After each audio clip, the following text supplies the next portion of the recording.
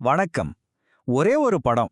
அந்த ஒரு படத்துல நம்மளோட மொத்த கர்ம வினையையும் தீர்க்கிற ஒரு பெரிய ரகசியம் ஒளிஞ்சிருந்தா எப்படி இருக்கும்? சும்மா யோசிச்சு பாருங்க. இன்னைக்கு நாம பார்க்க போறது அப்படி ஒரு படத்துல ஒளிஞ்சிருக்கிற ஒரு ஆழமான ஆன்மீக வாக்குறுதிய பத்தி தான். நம்மளோட இந்த தேடலுக்கு ஆரம்ப புள்ளியே இந்த ஒரு படம் தான். இது பாருங்களேன், ரொம்ப தெய்வீகமான ஒரு காட்சி. ஒரு ரிஷி நிறைய பேருக்கு அன்னதானம் பண்ற மாதிரி இருக்கு. அது மட்டும் இல்ல, அதை சுத்தி சில வரிகளும் எழுதியிருக்கு. இதுக்குள்ள தான் அந்த ஆழமான போதனையே அடங்கியிருக்கு. சரி, இப்போ ஒரு முக்கியமான கேள்விக்கு வருவோம். நீங்க செய்யற ஒரே ஒரு தானம் உங்களுடைய மொத்த கர்ம வினையையும் அழிச்சிடுன்னு சொல்லா உங்களால நம்ப முடியுமா? ஆச்சரியமா இருக்குல்ல? ஆனா அந்த படத்துல இருக்கிற வாக்குறுதியோட சாராம்சமே இதுதான். வாங்க, முதல்ல அந்த படத்துல அப்படி என்னதான் சக்தி வாய்ந்த வாக்குறுதி எழுதப்பட்டிருக்குன்னு நாம நேரடியாவே பாத்திரலாம். பாருங்க, தொடர்ந்து அன்னதானங்கள் செய்ய செய்ய கர்மங்கள் ஒழியும். ரொம்ப நேரடியான ஆனா ரொம்ப ஆழமான ஒரு வாக்குறுதி இது. அதாவது, நீங்க தொடர்ந்து அன்னதானம் செஞ்சா போதும் உங்களுடைய கர்ம வினைகள் எல்லாமே அழிஞ்சிடும்னு சொல்லுது. வாங்க, இந்த ஒரு சிம்பிள் வாக்கியத்தோட முழு அர்த்தத்தையும் இப்ப நாம ஆழமா பார்க்கலாம். சரி, இவ்ளோ பெரிய ஒரு வாக்குறுதி இதை யார் வேணா சொல்லிட முடியுமா? கண்டிப்பா முடியாது. அப்போ இத சொல்றது யாரு? இதுக்கு என்ன நம்பகத்தன்மை இருக்கு? வாங்க, இதோட மூலம் என்னன்னு கொஞ்சம் ஆராய்வோம். நீங்க அந்த படத்தோட மேல் பகுதியில நல்லா கவனிச்சீங்கன்னா, அகத்திய பெருமான் ஜீவநாடி வாக்குன்னு ரொம்ப தெளிவா எழுதியிருக்கும். இதிலிருந்து என்ன தெரியுது?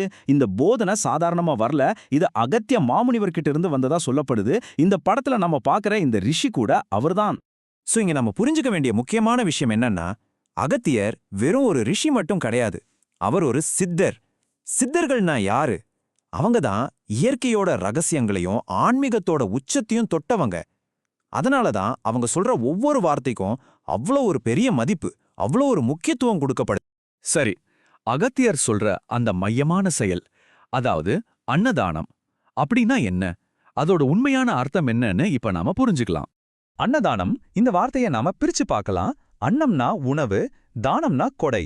சிம்பிளா சொல்லணும்னா, எந்த ஒரு பிரதிபலனையும் எதிர்பார்க்காம பசியோட இருக்கிறவங்களுக்கு நாம உணவு கொடுக்கறோம் இல்லையா, அந்த ஒரு உன்னதமான செயலுக்கு பேர் தான் அன்னதானம். ஆனா பாருங்க, அன்னதானம்னா சும்மா சாப்பாடு போடுறது மட்டும் கிடையாது. அதுக்கு 3 முக்கியமான விஷயங்கள் இருக்கு. 1, பசியோட இருக்கிறவங்களுக்கு உணவு அளிக்கிறது. 2, இத செய்யும்போது எந்த ஒரு பலனையும் எதிர்பார்க்காம ஒரு தன்னலமற்ற செயலா செய்யணும். 3வது, இதுதான் ரொம்ப ரொம்ப முக்கியம், இத ஒரே ஒரு தடவை செஞ்சுட்டு விட்டுடாம தொடர்ந்து செஞ்சுக்கிட்டே இருக்கணும். ஓகே, இப்போ அன்னதானம்னா என்னன்னு நமக்கு நல்லாவே புரிஞ்சிருச்சு. இப்போ அடுத்த கேள்வி, இவ்வளவு சிம்பிளான ஒரு செயல் எப்படி ஒருத்தரோட கர்ம வினையே அழிக்கிற அளவுக்கு சக்தி வாய்ந்ததா மாறுது? அத பத்தி தான் இப்ப பார்க்க போறோம். கர்மாவை அழிக்கிறத பத்தி பேசுறதுக்கு முன்னாடி முதல்ல கர்மானா என்னன்னு சட்டுன்னு பாத்திரலாம். கர்மானா ஒண்ணுமே இல்ல, அது ஒரு பிரபஞ்ச விதி. அதாவது நாம செய்யற ஒவ்வொரு செயலுக்கும் கண்டிப்பா ஒரு விளைவு இருக்கும்.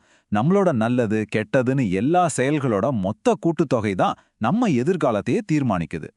இப்போ உங்களுக்கு அன்னதானம்னாலும் என்னன்னு தெரியும், கர்மானாலும் என்னன்னு தெரியும், சரிதானே? இப்போ இந்த ரெண்டுத்தையும் மனசுல வச்சுக்கிட்டு திரும்பவும் அந்த வாக்கியத்தை பாருங்க.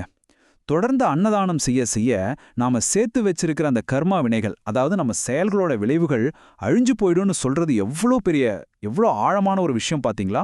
இப்ப நாம அகத்தியரோட இந்த போதனையில இருக்கிற ரொம்பவே ஆச்சரியமான, சொல்லப்போனா இதோட கிளைமேக்ஸ்க்கே வந்துட்டோம். இதுதான் அந்த வாக்குறுதியோட மிக சக்தி வாய்ந்த வரி. பரிகாரம் என்று ஒன்று கூட தேவையில்லை. யோசிச்சு பாருங்க, நீங்க அன்னதானம் செஞ்சா போதும், உங்க கர்மாவை கழிக்கிறதுக்கு வேற எந்த பரிகாரமுமே தேவையில்லைன்னு சொல்றாங்க. இங்க பரிகாரம்னு சொல்றது நாம கர்மா வினைகளை குறைக்கிறதுக்காக செய்யற மத்த எல்லா ஆன்மீக சடங்குகளையும் தான். இதுலேருந்து என்ன ஒரு விஷயம் ரொம்ப தெளிவா புரியுதுன்னா, நாம செய்யற கஷ்டமான சிக்கலான பரிகாரங்கள் சடங்குகள் எல்லாத்தையும் விட பசியோட இருக்கிற ஒரே ஒருத்தருக்கு நாம சாப்பாடு கொடுக்கிற அந்த சிம்பிளான செயல் ஆன்மீக ரீதியா எவ்வளவு உயர்ந்ததுன்னு பாருங்க. இதுதான் எல்லாத்தையும் விட சிறந்த பரிகாரம்னு அகத்தியர் சொல்றதா இந்த படம் நமக்கு உணர்த்துது. ஆக இந்த முழு விஷயமும் நம்மள ஒரே ஒரு முக்கியமான கேள்விகிட்ட கொண்டு வந்து நிறுத்துது.